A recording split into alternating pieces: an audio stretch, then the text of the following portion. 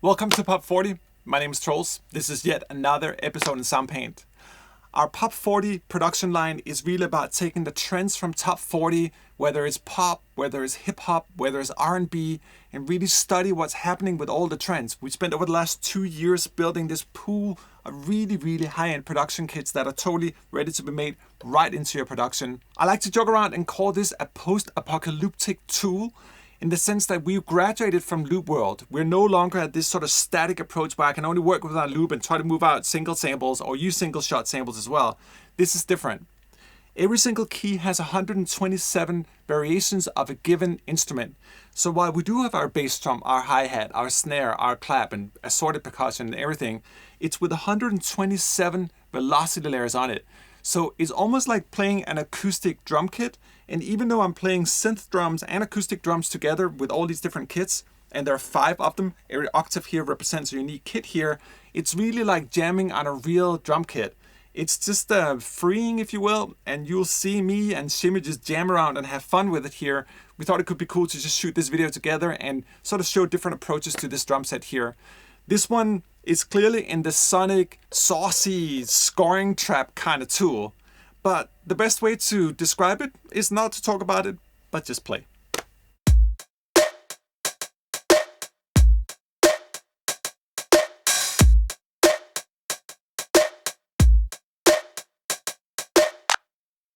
These are the raw kits. You'll notice that there's a variety of programs inside of the library here that have different saturation profiles. So for example, on C here,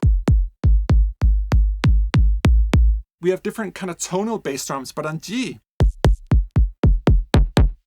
we have more muted kind of bass drums that allows you to control between tonal and non-tonal bass drums, which is really neat in a production. We have 127 velocity layers. So even if you take something mundane as a clap, it's not just one sample, it's actually an infinite amount of them on the same key here. You can play them in velocities.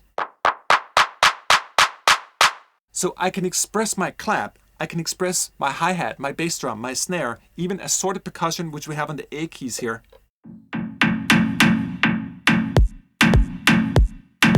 That kind of style, Bad Bunny. These sort of loose kind of, very sort of Skrillex inspired style.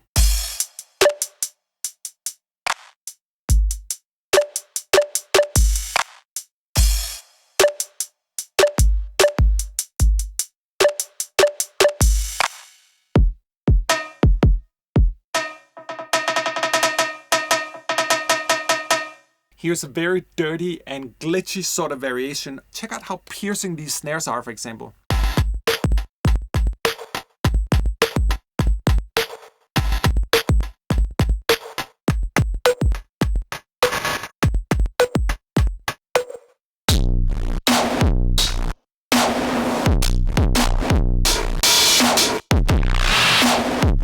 That is the craziest cymbal I've ever heard. Wow. This is one of those kits you can just sit and jam on. And for you guys that like to compose and get deep in composition as well, I like to do these kind of exercises sometimes to break up my composition. So I'll normally have all my orchestral stuff laid out, but then take a kit like this, just play it on top. It may not fit at all, but it's definitely brings a new vibe to the game. I don't think I've ever in my life heard drums this like fat and destructive at the same time. This is Soundpaint. It really is.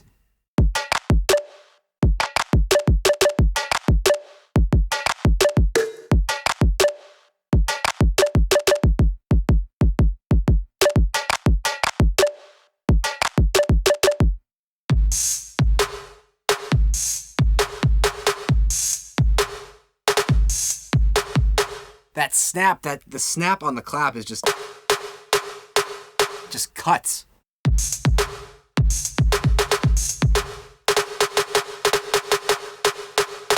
I love that. Oh my gosh.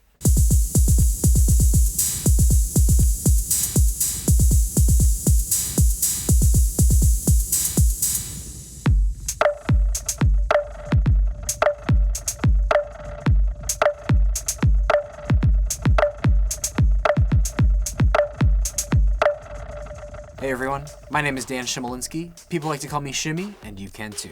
I am a bassist, sound designer, and composer living in Los Angeles, and we are back checking out the latest from the hip-hop drum series. This is Skillstep. Skillstep really targets that modern kind of crisp, trap, house, dubstep style of percussion and gives us an amazing set of individual kits and auxiliary percussion. A lot of this stuff is velocity sensitive, working with changes in pitch, filtering, etc. And it sort of takes a synthetic approach to acoustic drums. As electronic music becomes more and more slammed to the wall, the crispy quality drums are really going to be what shines through in your mix. So if you're ready to dig into a very sensitive, beautifully crafted dynamic drum kit and get yourself into a post-apocalyptic world with us, let's take a look at Skillstep.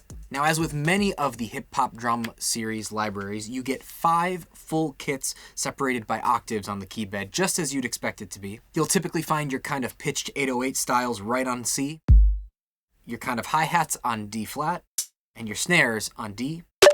If you're looking for a little less pitched, more thuddy kind of kick sound, that'll be on G.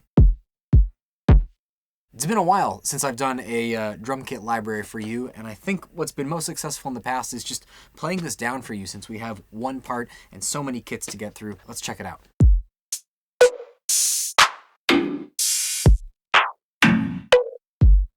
That's one kit.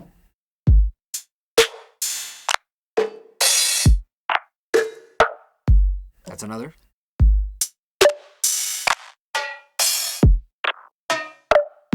That's another.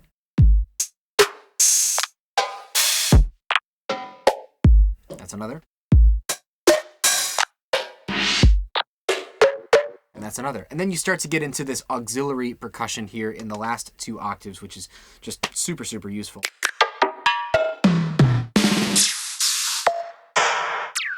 Very cool. The cool thing about all the hip-hop kits are that this kind of organization is basically exactly the same no matter what library you're getting. So that means you can stack, you can kind of mess with it and try layering different kits on top of one another, and all the keys should work out. The word that comes to mind when I'm playing through this kit is electroacoustic. These are very clearly derived from acoustic sources, but they've just been processed or slammed or distorted or crunched up in a way that really brings it into that modern production sphere. And then you add the velocilators and it's like, oh my gosh. It's such a completely dynamic kit to play.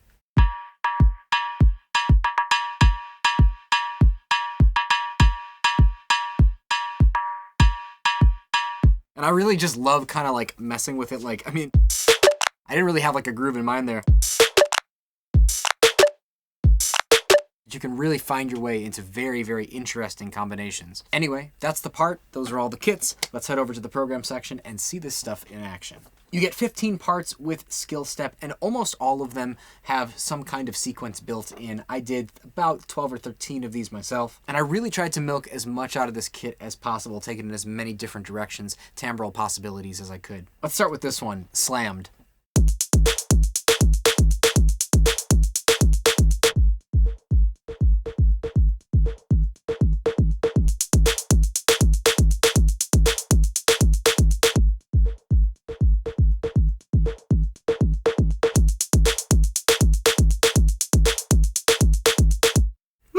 Isn't that crisp?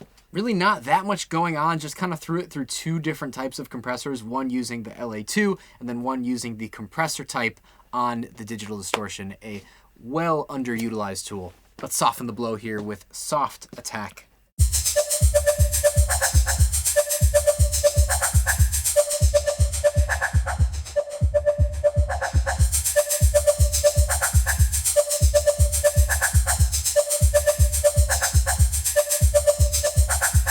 Went a little old school there, trying to kind of emulate the older drum machines that did have a little bit of a softer attack on a lot of the kits. Slow bit of phaser, a little bit of plate reverb, and of course the all-important slow attack on the envelope.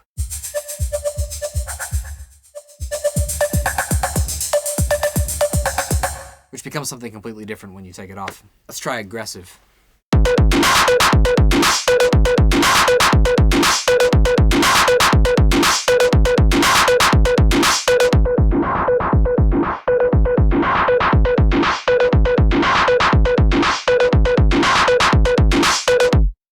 that analog distortion really adding all the crunch and punch on that one. This one's called Airy Cymbals for reasons which will soon become apparent.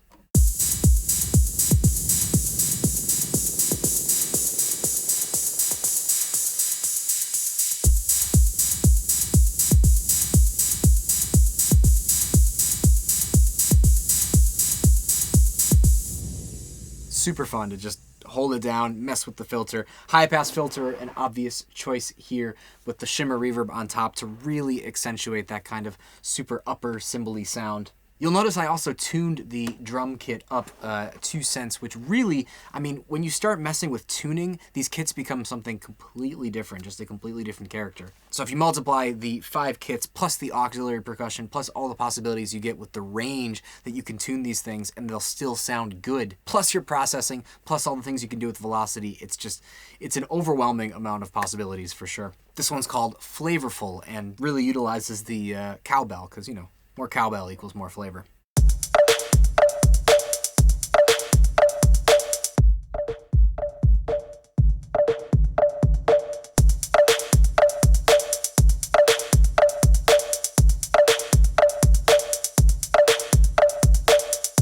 I like to put the mod wheel on some kind of darker tone control so that when I'm actually pushing up, it becomes darker and then I'm kind of pulling it down and it kind of opens up. That's just my own personal preference. You can go the opposite direction, totally understand if that's the way that you roll. But filtering is really an obvious choice for a lot of these sequences. You can either do it through the tone control as I've done here on the master part or in the compressor, or you can of course just add a filter. This is a fun one called Glitchy using the gate tool, which I just do not use enough.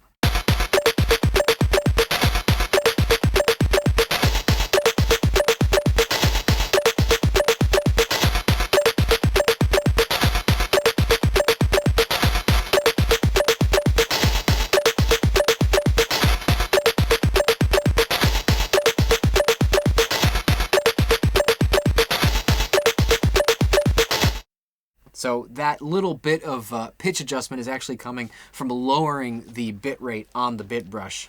I've got the gate chopping here at 32nd notes, even though the sequence itself is 16th notes, so it's a little bit in between the notes that I have put into the arp. Let's do some grunge.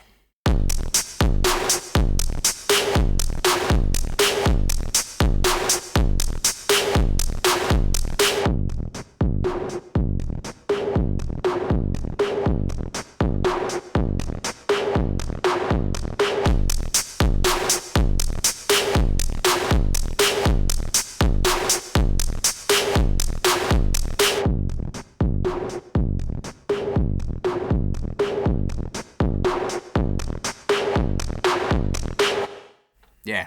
Here's a little bit of light house for you.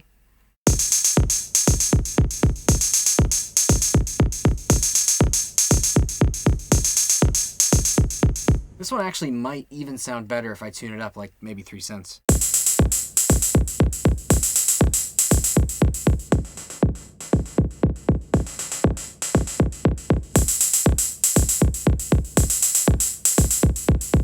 That delay is putting in work on that kick drum, kind of getting that double kick sound. Right? I know we have a fair amount of lo-fi fans out there, so I went ahead and added a bit brush to this with some filtering to kind of degrade the quality of these beautifully, pristinely sampled drums, but I think it's worth it.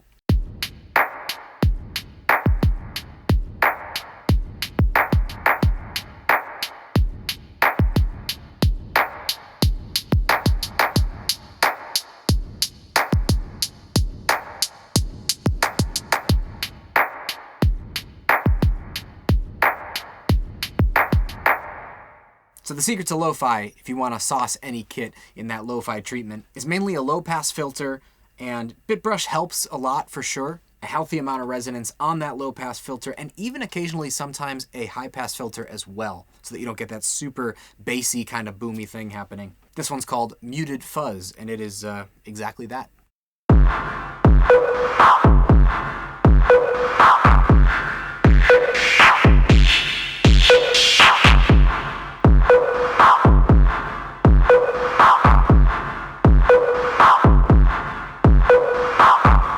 Another criminally underused feature is the fuzz setting in the digital distortion. It achieves that same distorted kind of texture, but just in a little more of a soft, more broad brush kind of way. I really like it. This one's called Robots Speak, and it is one of my favorites. I'll tell you a little bit about what's going on here before I play it. We have a random LFO that is tempo synced to our ARP, and that LFO is targeted at the bit brush sample division. You can see it moving there. Now, the sample rate setting is really kind of the secret sauce when you want to move parameters around in your bit brush to get different pitches, harmonic pitches, out of your kit. I'll leave the bit brush selected so you can watch with your eyes and listen with your ears.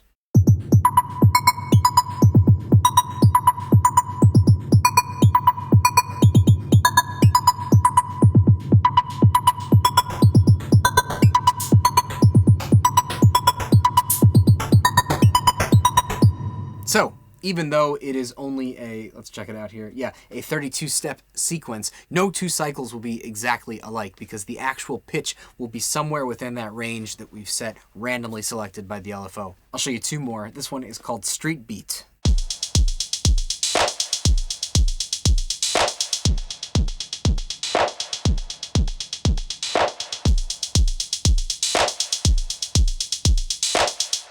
That really thick, hollow kind of snare clap sound is coming from detuning the kit by 10 cents. It'd be a much different situation if it was at 0.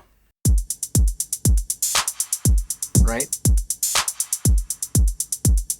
Nice and crisp. So really, I mean, this does become a completely different kit when you start messing with tuning. So I encourage you to try that in both directions. And finally, one more that's messing with detuning. This is Trash Can.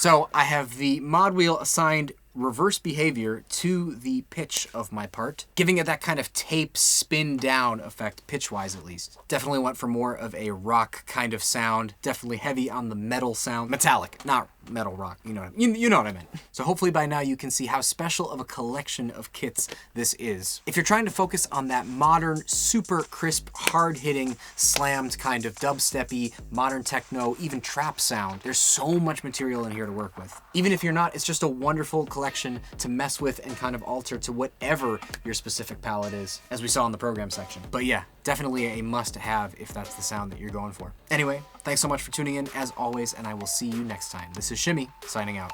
Take care.